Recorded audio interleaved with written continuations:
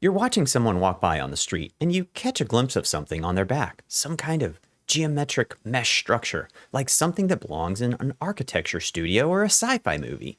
But it's a backpack, and that structure isn't decorative. It's engineered, and it was 3D printed. That kind of thing used to be reserved for concept products at trade shows, but 3D printing has quietly crossed the line. It's moved from your workshop into your wardrobe, your gym bag, and your daily carry. And today we're going to look at exactly how that happened and what it feels like when technology actually works. Before we take a look at some interesting prints, pause the video and take a moment to let me know down in the comments if you've purchased or 3D printed a wearable item yourself. Let's rewind a little. If you've been watching this channel for a while, you know 3D printing has gone through a serious evolution. It started as a tool for making prototypes and fun little trinkets. Then it became legitimate production technology for industrial parts, aerospace brackets, and medical implants. But something shifted in the last few years. Designers and engineers started asking a different question. Not, can we make a functional part, but can we make something people actually wear? The breakthrough moment that most people point to is the Adidas 4D midsole. If you've seen those lattice structure soles, they look almost organic, like a cross-section of a bone. Adidas worked with a company called Carbon to develop a 3D printing process that could produce a midsole tuned specifically for how a runner's foot lands. Different zones of the lattice have different densities, stiffer where you need support, more open and flexible where you need even cushioning. That's not something that you can injection mold. It literally can only exist because of 3D printing. And now Nike's doing it. New Balance is doing it. At CES this year, a company called Starray was basically the talk of the show with fully 3D printed integrated shoes.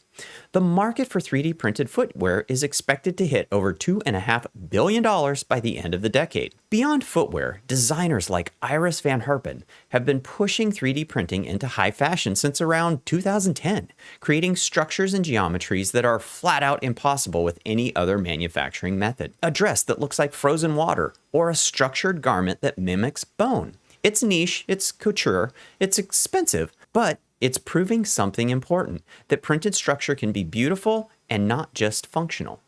The real question is always, when does this reach everyday products? When does it stop being a headline and start being just how things are made? And I think that line is getting crossed right now. So let's get into the actual hardware here. This is the HashFlow series model UB01. And the centerpiece is what they call the 4D cloud sensing carrying system, which is the 3D printed back panel you can see here. That panel is made from a proprietary dual component elastomer resin developed by Jamg, and the lattice geometry itself was also designed by Jamg. This is not an off-the-shelf material or a generic honeycomb structure. It was engineered specifically for this application. If you flex it, you immediately feel what I mean. It's not rigid. It's not squishy. It has this very specific tuned compliance, and that comes down to how the lattice was designed. Different zones of the structure have different densities. The areas that sit against your spine and the shoulder blades are denser. They give you firmer support where your body puts the most load. The outer zones are more open, which creates the airflow channel that keeps your back from turning into a sauna after 10 minutes of walking. Jamg calls it zonal mechanical response, and if that sounds familiar, it should. It's the same design philosophy behind those Adidas running midsoles I was just talking about. The geometry does the work. You're not relying on a single material to be soft and supportive. The structure itself varies across the surface to do both simultaneously. The shoulder straps use an S-curve design, widened and thickened, along with some German Fidlock magnetic quick-release hardware, which makes latching a fast, one-handed affair. Small thing, but once you have it, you will notice it. From the outside, the bag reads clean and minimal, gray ink colorway, 29 by 19 by 48 centimeters or 11.42 by 7.48 by 18.9 inches with a 27-liter capacity. The outer shell uses a high-density waterproof fabric with nano coating and YKK Bislon Pro zippers, the kind that are rated to handle sustained heavy rain and have passed the JSL 1092 waterproof standard. Inside, the organization is well thought out. There's a dedicated 16-inch laptop compartment. I tested it with my laptop and it fits cleanly with room to spare. There's also a separate shoe compartment at the bottom. An ID pocket, a water bottle slot. This bag honestly replaced the Dell laptop bag that I bought years ago, and it has much more room for daily use items, so it's become my daily driver.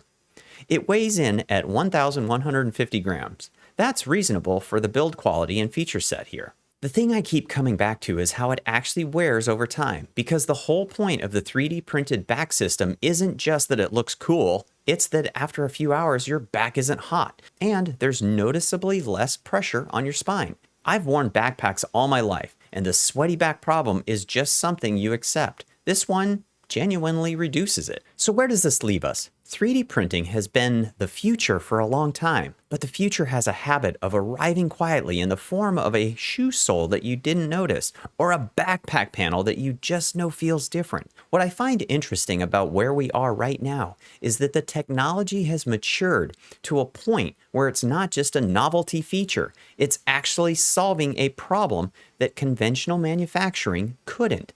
Variable density structures, zonal mechanical response, geometry doing the job that material alone can't do. That's a genuine shift, and you're starting to see it in things that you actually buy and use every day. The Flow Series backpack from Hash is linked in the description. It's the first product I've come across where the printed component is clearly the reason the bag performs the way it does, and it's not just a marketing talking point.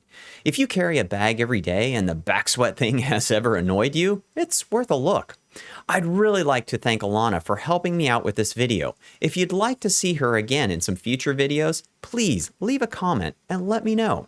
If you found this video interesting, hit that like button. It's also a great time to subscribe to the channel and hit that notification bell so you know when I drop new content. As always, I enjoy the time that we get to spend together here on the channel. Let's keep on learning, burning, printing, and growing together. Take care, everyone.